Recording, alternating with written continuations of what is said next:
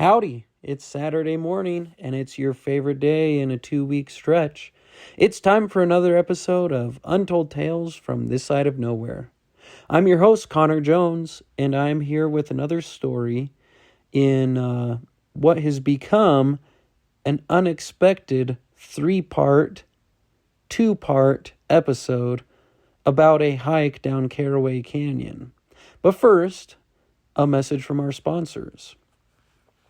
This week, our sponsor is Basin Pharmacy in Basin, Wyoming.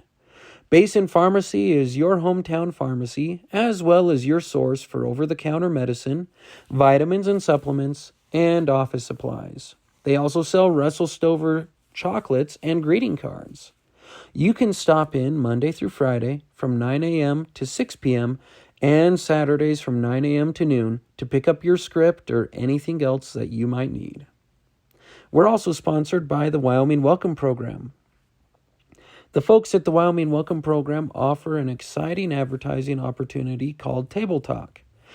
Table Talk brochures are placed on restaurant tables in Cody and Powell, and they're filled with fun facts about Wyoming, jokes, and the month's holidays. In addition to this information, they include advertisements from local businesses. So if you're interested in being included in a brochure and getting your business name out there, send them an email. Their service is affordable and effective. And you can reach them at Haley J, that's HALEYJ, at WyomingWelcome.com. And now, the podcast.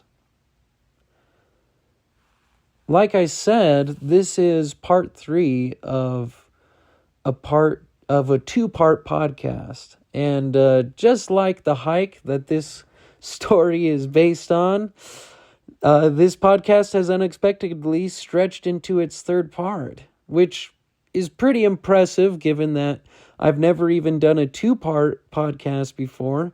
So welcome to the show. If you missed out on parts 1 and 2 of episode 44, then you should go back and listen to them. I published the first part of this story now 4 weeks ago, and the second part a couple weeks back. So you should go check out parts 1 and 2 before tackling part 3. So, yeah, it's been exciting, and I think this 3rd part will not disappoint. So I am going to jump right in. The last time we were with the boys from Troop 41 and their leaders, Mom had just announced that she was going to contact Search and Rescue. Now we rejoin the troop in the bottom of the canyon. Well, we're definitely not lost, Dad said to Shane and Wilt. It just looks like this is going to take a little longer than we anticipated. If I hadn't slipped, he said, his voice trailing off. Oh, even if we were all in perfect health, we wouldn't have made it down this canyon in 2 days, Shane assured Dad. The important thing is we're all okay, and we're all going to make it out. Wilt nodded.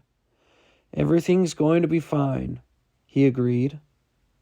Well, Dad said, I just wonder what my wife is going to say. I guess it's not the first time I've been late for something. We should talk with the boys, Shane said. We kind of heard everything you said already, Marty grunted from behind Shane. We're not going to make it out tonight, then? Dad shook his head. Nope, it doesn't look like it. Dylan shrugged. I was hoping I'd get the real Troop 41 experience. Well, you don't have to worry about that, Fred laughed. After we made it down the hill from the little spring, we continued working toward the large bend we had seen in the distance. The canyon walls still rose high on either side, and the shadows were beginning to stretch in front of us as we hiked. At this lower elevation, more red began to appear in the cliffs, and that was when I first noticed the rock formations high above us. Whoa, I breathed. Check that out. It's an arch. Sure enough, 1,000 feet above us, a hole in the red rock formed a perfect natural arch. "I would love to get closer to that," I said. "You want to climb out of here?" Fred asked. It wouldn't have been the first time we had climbed a sheer rock wall on this trip, but getting clear up to that arch would have been a tall order, even for us. "Nah," I said, "but getting a picture of it would be cool." "I bet you would even get cell service up there," Marty mused. Everyone turned to look at Marty. His eyes darted from one set of probing eyes to another, and he suddenly looked supremely uncomfortable. "Cell service?" Dad asked. "Marty, do you have a cell phone?" Now, you have to understand, the first rule of a scouting outing is that cell phones are absolutely not allowed. Together with all of the conveniences and distractions of life, like hydrated food and feather pillows, cell phones are meant to stay behind when you embark on a great journey into the outdoors. Marty knew this. We all knew this. And now here he was, talking about cell service. "Well, Marty stuttered. "I didn't really bring it. I just put it in my pack." "Wait, so you do have your cell phone?" Shane asked, his voice rising. "I didn't want to bring it, honest," Marty said. "I just kind of did." A long moment passed, during which every leader stared intently at Marty. Finally, Shane spoke. "Hot dog! The Scout motto is be prepared after all." Man, all these grown men who knew the Scout motto better than us Scouts was really starting to rub me the wrong way. "Marty, I bet if we hiked a little further down, we could find a place to get on top of this canyon and maybe get a call out," Wilton said. "If we move quickly, I bet we could even get out of here ourselves." "Then maybe all your parents wouldn't have nervous breakdowns tonight," Shane joked. "Oh, my mom will be happy if I'm not home tonight," Marty grunted, relieved he wasn't in deep trouble for bringing his cell phone. "She always tells me she wishes our hikes would take longer." "What do you think?" Wilton asked Marty and the troop in general. "Should we try it?" Marty nodded slowly. "Sure, let's try it." So it was decided that Marty and Wilton would forge ahead and try to find some cell service so they could get a call out to let everyone know we were all right, just delayed considerably. With any luck, they could even make it out of the canyon that night.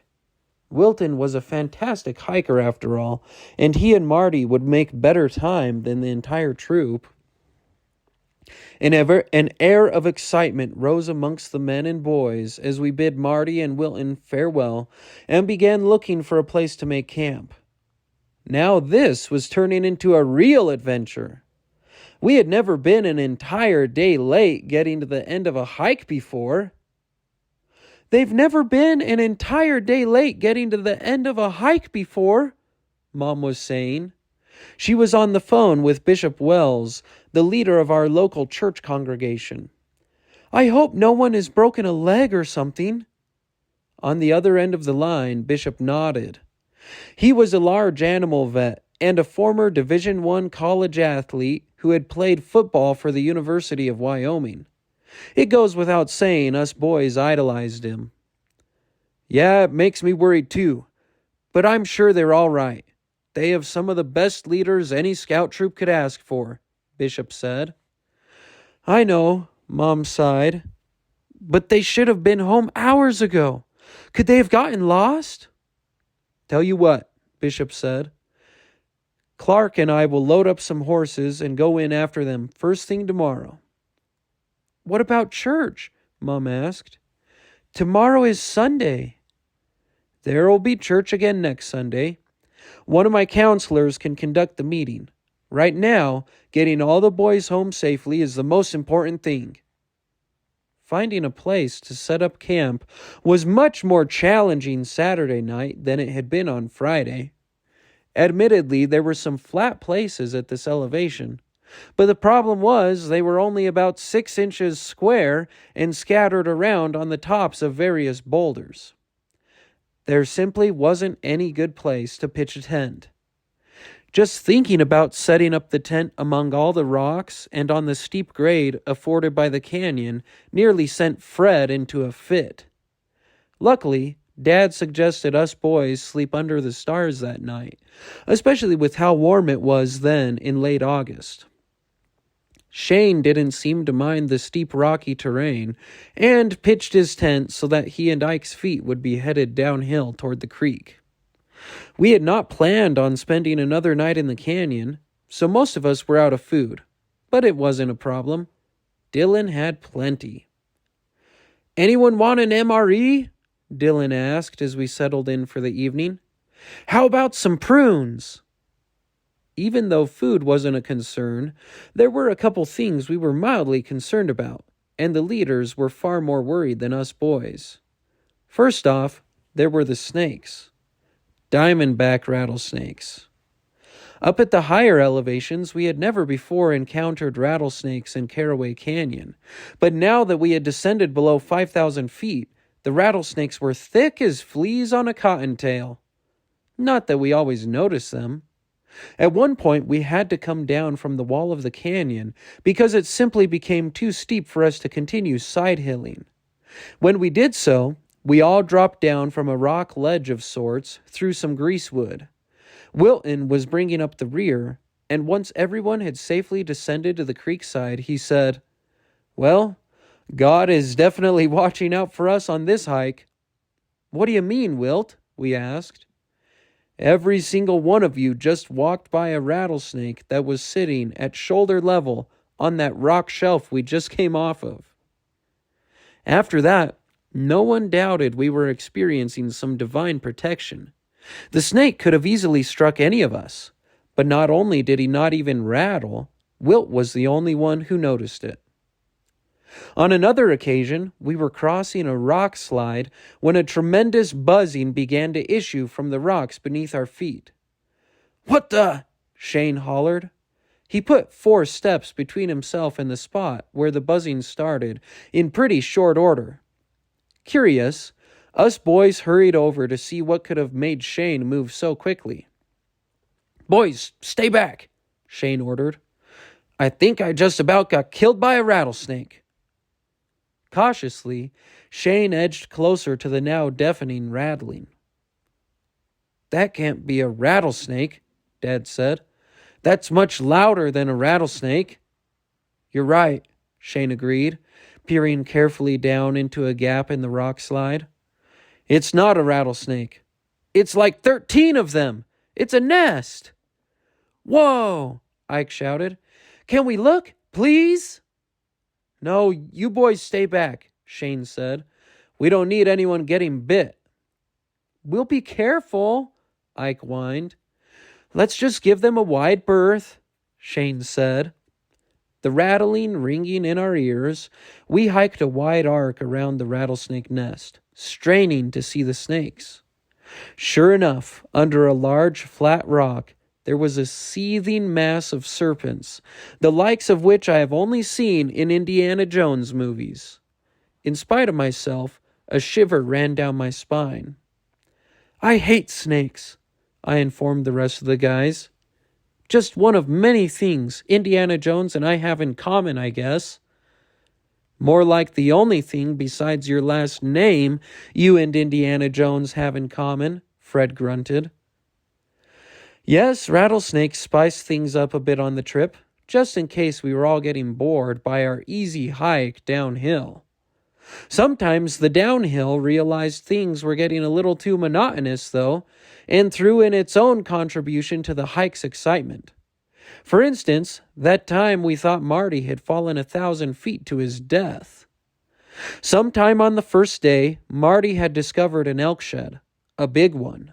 Not wanting to leave it behind, he strapped it to his pack, in spite of the leader's protests. "Don't worry, I can carry it out," Marty assured them. "That shed is as big as you are, Marty," Dad commented. But Marty was true to his word. Doggedly, he continued carrying the shed, even when he had to take it off the pack and carry it in his hands to avoid getting it caught on the greasewood we had to crawl through. At one point, the creek turned a bend, and those who were at the front of the group couldn't see those at the back. Ike was hiking ahead of Marty, with Dylan and Wilton at the rear. Dylan had started falling behind again, and Marty was finding it difficult to thread his way along the scared elk trail we were following, probably because of the enormous elk shed he was toting along. Fred and I had turned the bend when we heard it. A tremendous crash, like a boulder falling down the canyon side. At that moment, Ike turned the bend, walking along as if on a Sunday stroll and seemingly oblivious to the cacophony of falling rock behind him. Immediately, an image of Marty tumbling head over heels, his precious elk shed impaling various important bits of his anatomy, flashed through my head. "Ike!" I shouted. "What was that?" Crash! Boom! Boom! Crash! The sounds were perfectly timed so that I could just picture Marty's tumbling head over heels through the air. Ike looked up, his eyebrows raised slightly. Behind him, the awful noise continued. "Ike, is that Marty?" Fred yelled. "Huh?" Ike grunted and glanced back over his shoulder, oblivious. Positive we were about to discover the broken remains of our buddy at the bottom of the canyon, Fred and I rushed back toward Ike, who was still meandering along. "Ike, what happened?" I thundered as we drew even with him. "Was that Marty?" Thankfully, the crashing had stopped after what seemed like an eternity. "Oh, Marty pushed a boulder off the trail," Ike said nonchalantly. He definitely used the term trail carelessly. Fred and I heaved a sigh of relief as Marty stumbled around the corner, the elk shed still clutched in his hands. Marty stumbled around the corner, the elk shed still clutched in his hands. "Marty, thank goodness you're all right," Fred blurted out. "Why wouldn't I be?" Marty grinned. Shaking our heads, we turned to catch up with the others. These and all the other adventures of the day flashed through my head as I lay in my sleeping bag next to the other boys and gazed up at the ribbon of sky that was visible between the canyon walls. In spite of everything that had happened on the trip, I discovered that I wasn't worried. We weren't lost, no one was seriously injured, and we were positive we would make it out safely the following day.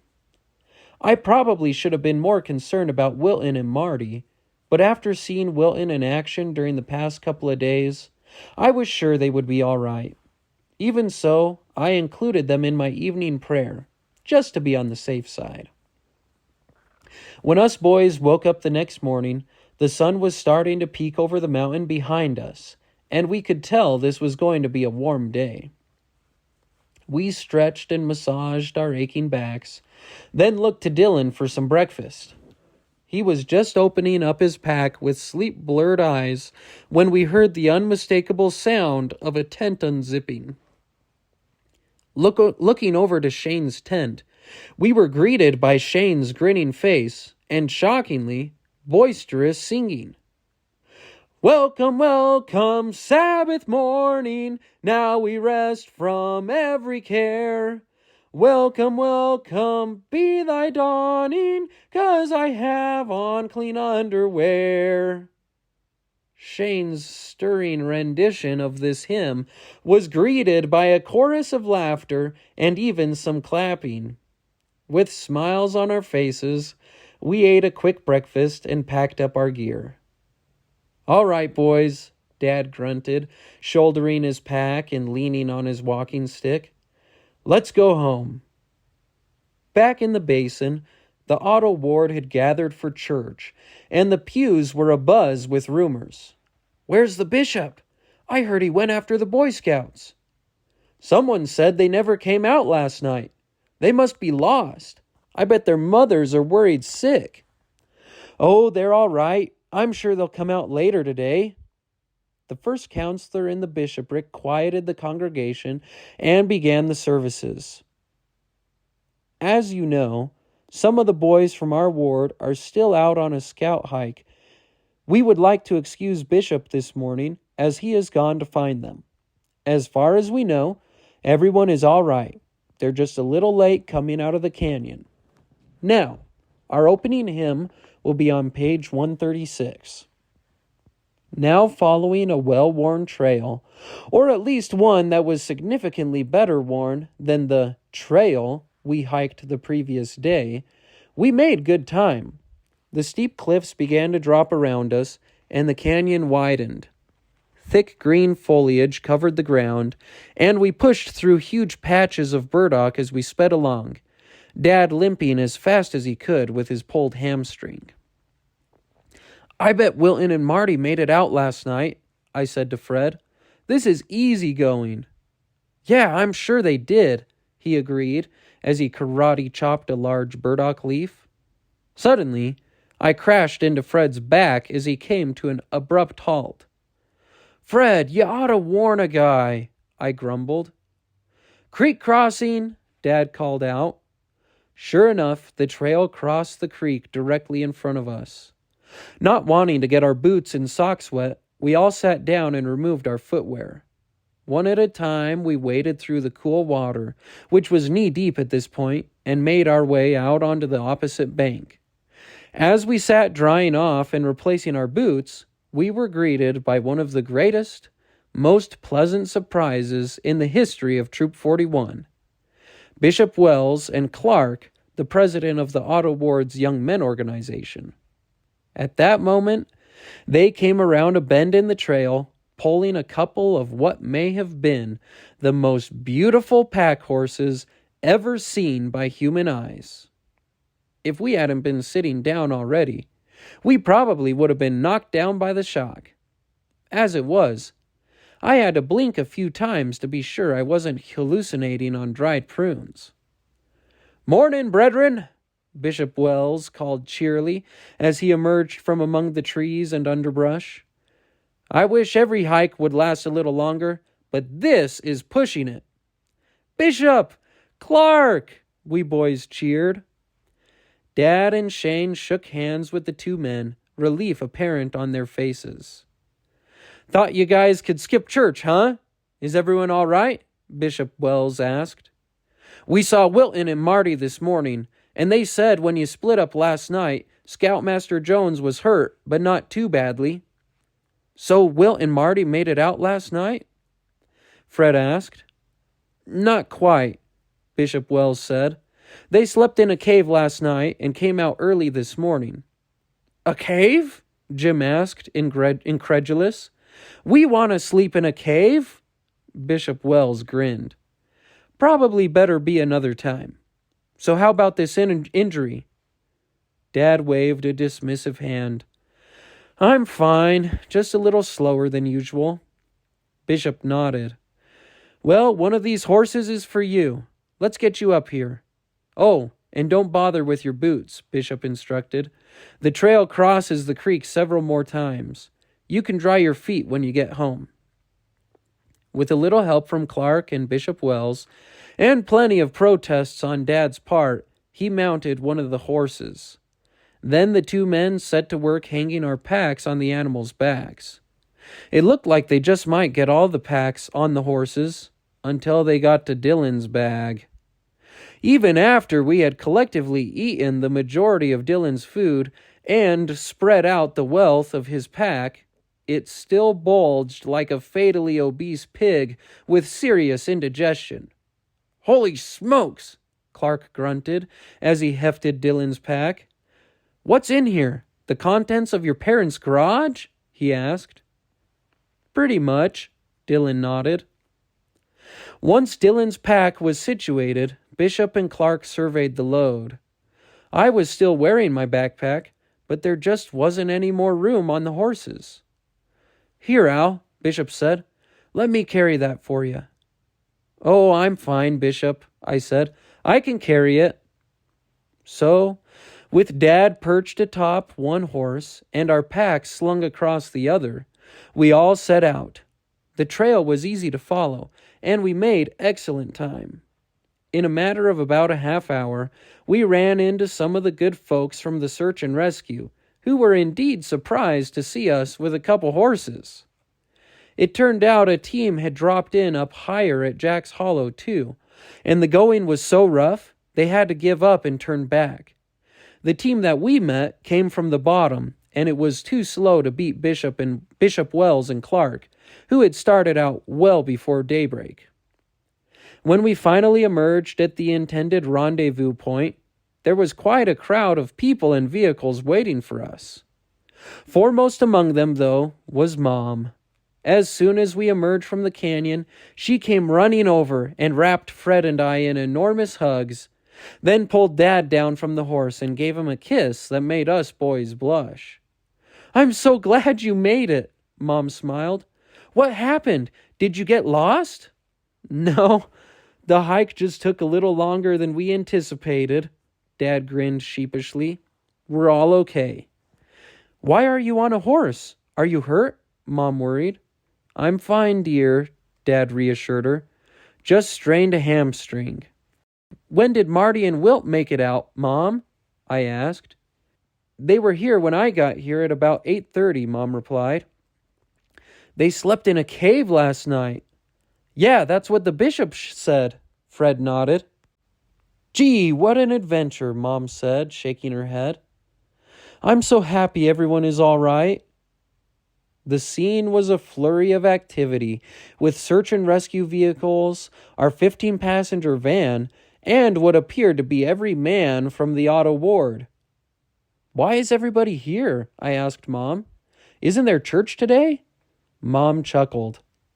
"Well, I didn't go because I wanted to get up here as soon as I could, but from what I hear, right after sacrament meeting, the first counselor in the bishopric ended church early, and all the men loaded up to come help rescue you guys." We had a good laugh, and that's when I saw Marty. "Marty, you made it!" I cheered. "Yup," he grinned, his mouth full. "Me and Wilt slept in a cave last night. It was awesome." "That's what Mom said." "Wait a minute, what are you eating?" I asked. "Oh, it's the pizza we were supposed to have for dinner. There's a lot left," Marty said, struggling to swallow an enormous bite. "Oh yeah," Mom said. "Help yourselves to some pizza." The paramedics from Search and Rescue wanted to check us out, but we waved them off. Dad hid his limp, since the last thing on earth he wanted was a paramedic checking out his strained muscle. Before too long, we had loaded up all the men and boys again, and a huge caravan of vehicles headed down the mountain. Our hike down Carroway Canyon was finally over. It has been years since that 2-day hike turned into a 3-day hike, but it still remains one of my favorites, and arguably the most memorable hike in the history of Troop 41. One thing is for sure, I'll never underestimate a stretch of mountain again, even if the trail goes entirely downhill. I went elk hunting on the north rim of Carroway Canyon just a couple weeks ago, and I was amazed again by the fact we made it down that treacherous gorge. As I surveyed its twisting path and towering cliff walls, I was struck by just how steep and difficult to traverse the canyon really was. Even now, years later, I'm glad we went on that hike. It's one of my favorite memories from my time as a Boy Scout in Troop 41, even if things went downhill pretty much from the beginning. Well, there you go. Another untold tale from this side of nowhere, and one that has lasted for 3 entire episodes. I'm looking at my document here, and I have typed just about 17 pages on this story. But if you've listened to the whole thing, then you understand why it needed to be a 3-part episode. This was definitely one of my most favorite hikes from my time as a Boy Scout. Though if you ask my dad, he probably would not want to do it again.